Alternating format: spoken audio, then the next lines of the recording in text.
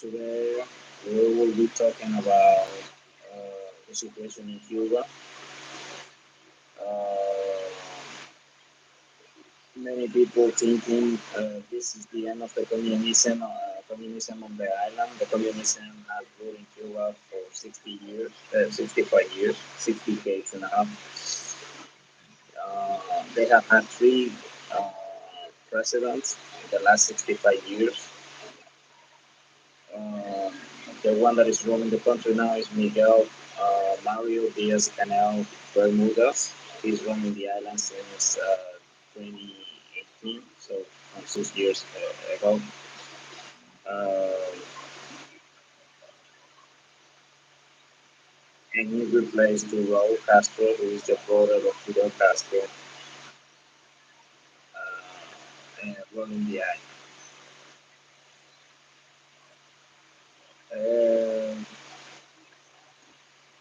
For many people that are not living in Cuba, it's so difficult to understand why rioters are not able to turn down the government on the island. There are many reasons why it's not possible to turn down the government, but to provoke a change on the system, to shock the system. Because if the government is ruling well, if the government is running well the country, there is not, you know, you won't ask for the government to be turned down. But what happening is that the government controls the media, the newspapers, the radio, television channels.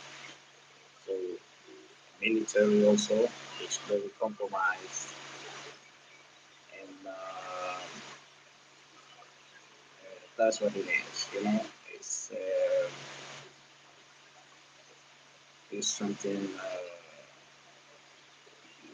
that is it's not an easy way to change the system, to make the system to to to force the system to make some changes because people in Cuba they are accustomed to receive to get some food and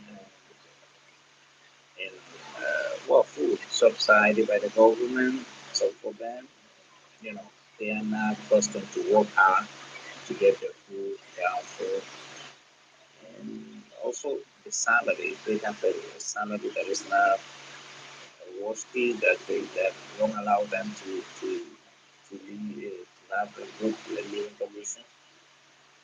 So uh, you know, with people without not access to free media, with people uh, with salaries of 20 or $25 per month, it's not easy to turn down a government or a system or make a system to force a system to make changes. And that's what is happening in Cuba. I was there 8 months ago, and the situation was really hard. The exchange of dollar was 200 pesos per $1. Now it's 300 and more. 300, more than 300 pesos per $1. The inflation in Cuba is skyrocketing and people are starving. The government, instead of address these issues, instead of trying to do their best to help people, the government in Cuba is just trying to build new hotels uh, to attract tourism. So they don't care. Looks like some of them they don't care about people's needs, about the people suffering, but they just want to make money, do business, and that's something that you know. Uh, if you realize that they made a revolution, they said, and when I was a child, I used to admire Fidel Castro. I used to because I was confused about Oh, I was thinking, oh, that's perfect. Education for everybody, health for everybody, and equity for everybody. In the reality, that's not possible, my friend. Capitalism, even with all the inconveniences that the capitalism has, is a better system than communism.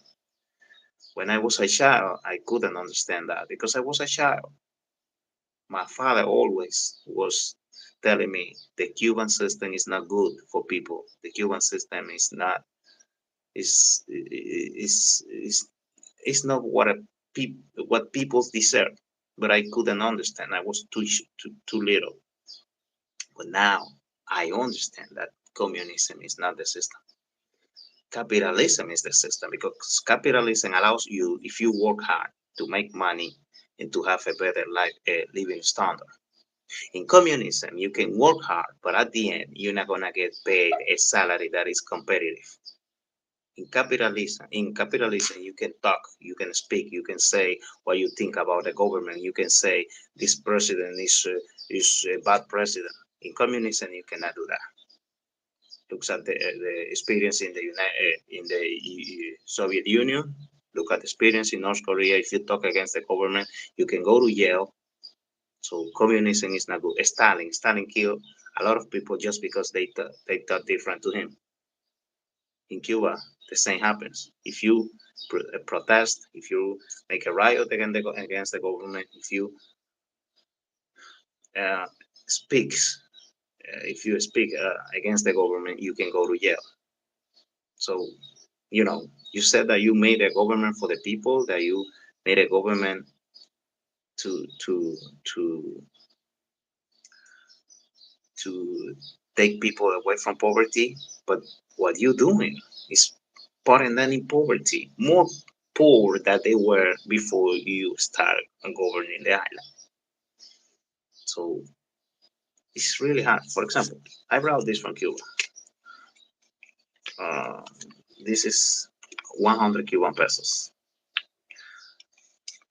Based, according to the government, this is like $1 American, but in the black market, it's 30 cents. 30 cents of dollar. Mm. So imagine this guy on this other bill from Cuba. I brought this a lot of bills of this because they have the face of Che Guevara. A few years ago, in Cuba, they had a Cuban convertible peso (CUC) that was at the same exchange rate as US dollar. So you had one of these, you had $3, but only valid in Cuba. Only valid in Cuba. It's like Bahamian dollar. Bahamian dollar in Bahamas is the same as US dollar, one by one. But if you take the Bahamian dollar outside of Bahamas, and also the Panamanian Balboa have been in Panama, to get one Balboa, you have to give $1 in Panama. But if you take the Balboa outside of Panama and you try to sell the Balboa to someone, no one is going to give you $1 for one Balboa. No one. So, my friends, this guy, Che Guevara, Ernesto Che Guevara, they priced him on this bill because they said this guy teach Cuban people the voluntary work. When I was a child, I used to be like, oh my goodness, voluntary work. Oh, you work for people. My friend, that's not really good. If you analyze what the Che Guevara did with this picture, showing Cuban people and teaching Cuban people to work for free, just in the name of the revolution, just in the name of the communism. That's not good for no country, my friend. Believe me. Imagine I work every day, 8, 9, 10, 12 hours. I'm working hard to try to monetize this channel on YouTube.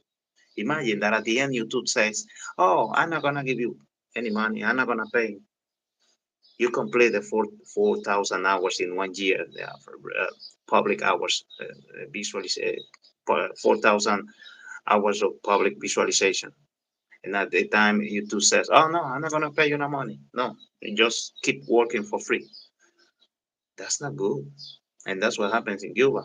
Many people, they are encouraged to work for free for the government. Even I used to admire Cuba because they had uh, education for free. But when I realized that it's not true, because I have some Cuban friends, they have told me, if you don't work 2 years for free for the government after you finish high school, they don't give you the certificate that you are graduated from high school. So education in Cuba is not for free, because if you have to work 2 years for government for free, 2 years of social service for the government after you get out from high school. Education is not free, because in those 2 years you pay into the government for your education. But even in health system in Cuba is collapsed. I used to admire Cuba because of that when I was a child. I used to admire. And I didn't understand why people in Miami they were too haters of the system. Now I understand why. Now I understand why Marco Rubio acts like that, why Diaz Balart acts like that. Diaz Balart, they are related to Fidel Castro, because Mirta Diaz Balart was the first wife of Fidel Castro, the mother of Fidelito, Fidel Castro Jr., who committed suicide like 2 or 3 years ago. You can find some pictures from him in Havana City with Paris Hilton and Beyonce and those guys, Jay Z. Because Cuba is a paradise. For two reasons, Cuba is a paradise. When I was in Cuba, it was like, oh my goodness, I'm not from here, and I have, you know, if they see you are a tourist, you are a Cuban, they treat you different. They treat you better than they treat their countrymen, the country sakes, because they understand or they realize, oh, this guy has dollars, US dollars. Everybody in Cuba is desperate to get US dollars, because if they are planning to leave Cuba, a way to doing so is getting US dollars. That's why even the government is changing $1 for 100 Cuban pesos. People on the streets, on the black market, they give you 300 for $1. So that if you take to Cuba $100, they will give you an amount of money like this. When the first bill exchange in Cuba when I was there 8 months ago, it was 50 euro. I think 20, 20, and 10, 50 euros. And they gave me like 10,000 Cuban pesos, an amount of money like that. Like 10,000? Yeah, 10,000 Cuban pesos. And I was, my goodness, you think that you can buy a house with all that amount of money that they're giving you. But in reality, when you go to the streets, you have, let's say, you pay or buy some things and immediately money is out. You don't realize that. For example, I have Dominican pesos here. Dominican pesos. Let me check. 400 Dominican pesos. Three of 100 and two of 50. It's like we have the exchange rate in Dominican Republic 58 for one.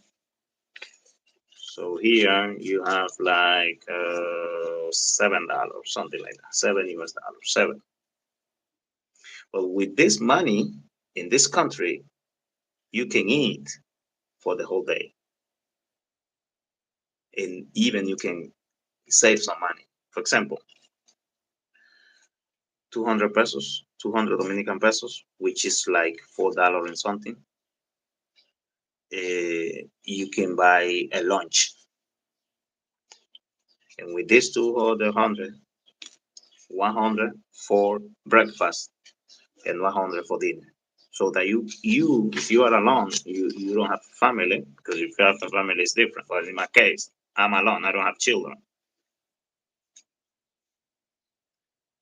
See, even with this amount of money, in some places you can even get a room to in a hotel, a little hotel, not in the downtown, but maybe outside on the suburbs, to spend your whole night for this little amount of money. In Cuba, it's not possible, my friend. In Cuba, you have to spend 40, $50. So unless you do what I did, I have friends in Cuba. I told them I will take some food to you. I will take some medicines if you need it. And I didn't have to pay for a hotel in Cuba. I spent almost 2 weeks over there, and I don't have to pay for rent to a bedroom for a hotel. If I had had to do that, I would have been spending from 20 or 25 to $50 per night. But I had friends over there. They got me around the city. They told me to take care about people that, because in Cuba there are too much security. That's something good in Cuba. There are too much security.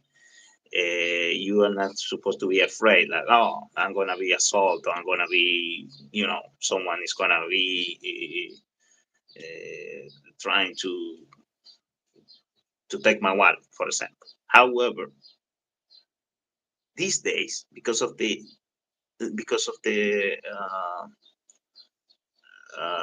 bad situation in the economy of the country, some people they are doing this. The criminality in Cuba is too low. The rate level is too low. However, because of the starving condition, that is because of the hunger, many people are doing this. Many women, I have talked to Cuban women, and they say I have friends that they are in prostitution, and it's something that is very punished very hard by the government, but they don't care. Women on Cuba, they have to feed their children. Even in Cuba, I realized, with the last riot, that women have more courage than men, and that's bad for a society. When women have more courage than men, the youth people in Cuba, they are not thinking about the future of the island. The youth people in Cuba, they are just thinking to migrate. We have a lot of Cuban people, young people, uh, on YouTube, that they are making YouTube videos just to get viral, just to make their history, to impress someone out of Cuba, in trying to get someone, sending them the money to buy a ticket to leave the island. That's really bad. So they don't believe in the future of Cuba. They don't believe in a life in Cuba. So at the end, the ones that are rolling the country, they will keep rolling the country, because the youth people, the young people, the one that can make some changes on the island, they are not thinking about staying in Cuba. They are just thinking about leave the island, and that's dangerous. That's really dangerous. And even the YouTubers, that they are some others that can make some changes, because they show to Cuban and non Cuban people the reality of the island. Most of them are friends. I can tell you, because I follow them. I have seen Alita's World, uh, uh, Jolien. Most of them, they have left the island. They have left the island. Even Jolien went to Nicaragua. She made it the travesty, I think is the word, from Nicaragua to the Mexican border. She had the opportunity to go into the United States. She's in Miami now, and yeah, it's really, So, um, talking about the topic why I did this video, is possible the end of the communism because of the riots, or because of the protests that you have seen in Cuba's street these days? No, no. The system is too strong. They have a lot of people that they are paid just to be uh, party watchers. Media is controlled by the government. These people, they are not accustomed to welfare, or to high living standards. So the government, to the one that were protesting 2 or 3 days ago, they told them, we will give you 1 kilo of sugar, we will give you 1 kilo of rice, and that's it. With 1 kilo of sugar and 1 kilo of rice, they calm down the protesters, the rioters, because in Cuba it's for easy for the government to keep the population under control, because people, they have not been accustomed to good living standards, high living standards. So for them, they were asking for food and electricity, food and energy. As soon as they got those issues resolved, that's it. And this has been like this by 65 years. And it's disappointing sometimes for someone that like me that had a dream with the Cuban Revolution when I was a child. It's really disappointing to see that they promised something to Cuban people and they had Cuban people living in worse condition standards that some people were living 65 years ago when they made the Cuban Revolution. They promised to people that they will have better living standards. And today, everybody knows that if in Cuba, if it's not because of the money that some Cuban people outside the island send to the island, if it's not because Cuban people in Spain or some other countries, even in Dominican Republic, we have a lot of Cuban people. They are sending money, food, and it's really expensive to send food to Cuba. Really, really expensive. However, they don't care. The family, they don't care. They just the family of Cubans living outside the island. They just said, "Oh, it's my family. It's in hunger in Cuba. I don't allow them to die just because they don't have food." And they even use money or food they have for themselves to send to Cuba to keep their people alive, in the hope of someday to bring them out of Cuba also. So the protest in Cuba, the riots in Cuba, 2 or 3 days ago in Santiago de Cuba, at the end, they're not going to change the system. Nothing happened in Havana, which is the main political power of the island. Nothing happened in some other provinces, only in Santiago de Cuba. So it's like 2 or 3 people protesting. It's not something. But if you see the media and you watch the media, international media, you think, oh, Cuba, they are turning out the government because international media show like, oh, everybody was protesting in Cuba. No, my friends, people are really afraid. A lot of people are really afraid. And I have seen women with more courage than men protesting and demanding from the government better life standards for people because they are having food shortage, power outages up to 14 or 15 hours a day, every day. Sometimes I'm talking to Cuban girls and they say, sorry, my friend, my phone is almost dying. The battery of my phone is almost dying because we have had 12 hours without power. My friend, this is really difficult. I was asking on some videos in Spanish. I did asking people to send me food to take to Cuba. No money, because if I ask for money, maybe they think, oh no. I'm asking for food to take it to Cuba and to show you in videos once I delivering the food to Cuban people. It's not for me. I don't need food. Yeah, I'm in a country that is not it's not a rich country, but it's a country where capitalism works. You can go to the supermarkets and you find everything you need for cheap prices. Yeah, for $1 here, I can buy 12 bananas.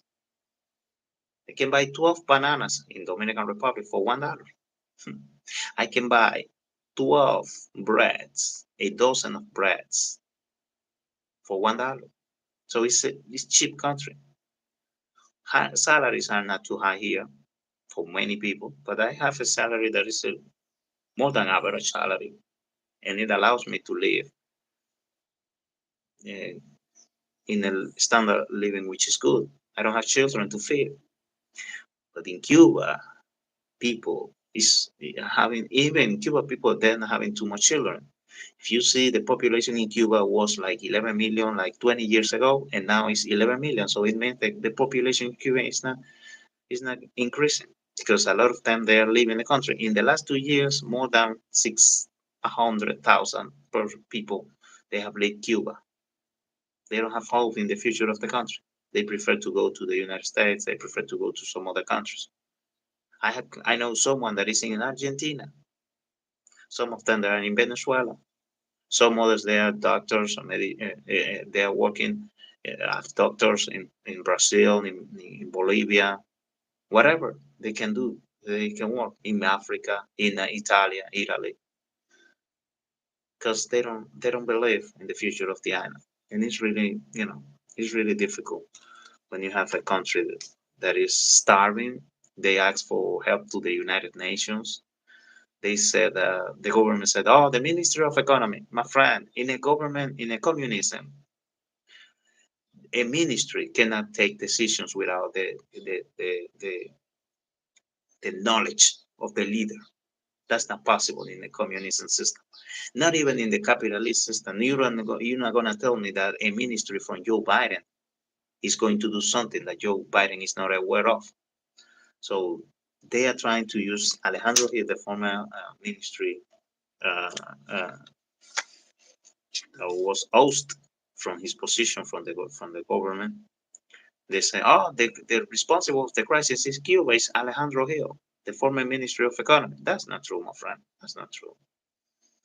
That's not true. You have too much inefficiency. You haven't done what you're supposed to have done, and you have to address this, and you have to recognize or realize that you have done something bad. You have done something good, trying to help people, but some other things. Russian are expecting to invest in Cuba, to take their money to Cuba. But if Cuba is not allowing them to make investments under the Russian conditions, you know, because Cuba wants investments from abroad, but they want the Cuban conditions for the investment. And if I'm the one with the money, you're not supposed to tell me how I have to invest my money or what I can do with my money. You cannot have the control, all the control. The Cuban government wants to have all the control on people investing on the island. And there are not low security either. They said, "Oh, today this is like this." But 2 months later, it's like this. But 6 months later, it's like this. No one is going to invest in a country when you don't have something firmly, something that steady, that you can believe in, that you can trust in. Many investors, they don't trust in the Cuban government. And that's why they don't invest in Cuba. But also some sanctions that can be coming to you from the United States government if you do business with Cuba, if you deal with Cuba. That's why many people say, "Oh, no, I prefer to keep my relationship, a good relationship with the United States." For example, a few days ago, the United States sanctioned a Dominican airline that was taking people to Nicaragua, from Cuba to Nicaragua, because the planes were coming back to Cuba empty. And the American government realized, oh, they are trafficking people, or either they are just helping people to leave Cuba to migrate to the United States. So if they don't, and I'm not telling them to align with the United States, because they have their ideology, they have their system, the communism, which is opposite to the capitalism. But China and Vietnam, they are communists and they are working well because they have some types of capitalism in their systems. In Cuba, they are denying the bonds of capitalism, and because of that, they are paying the price. They're supposed to open the economy to allow people to have a better living standard. So, my friends, I will finish with this. The system is not going to be turned down in Cuba because 2, 3, 500, 1,000 people go to the streets to protest. At the end, they have the solution immediately. They send food, they put back the electricity, and people immediately. It's a population that is easy to calm down, which is not the same as countries like the Dominican Republic. In Dominican Republic, the young people and the people spend 1 month protesting day by day in the Flag Square in Santo Domingo, the capital of the country, just because the elections were suspended. And they assume the government tried to make a fraud. And people spend 1 month, day by day, 30 days, more than 30 days, day by day, protesting. And no one could stop them. but they have access to media, free media, that you can make your opinion, that you can say whatever you want. The Constitution, the Dominican Constitution, on its Article 49, guarantees that you can say whatever you want, without censorship. In Cuba, it's not the same. So that I don't think the system is going to change, but I hope that Cuban people, they can have better life standards. The government can guarantee better living standards to them, because eh, if no, it's not going to be now. Maybe it's not going to be in 5 years, but someday, if the hunger assaults the country, the government can be in trouble. Thank you very much for watching, and have a good one. I hope all of you have a nice day. And Miss Calab in Hawaii, I appreciate you, and I hope the Cuban people, they can have a better living standard, because what they have in these days is really bad. It's not good for no one. It's not good for humanity.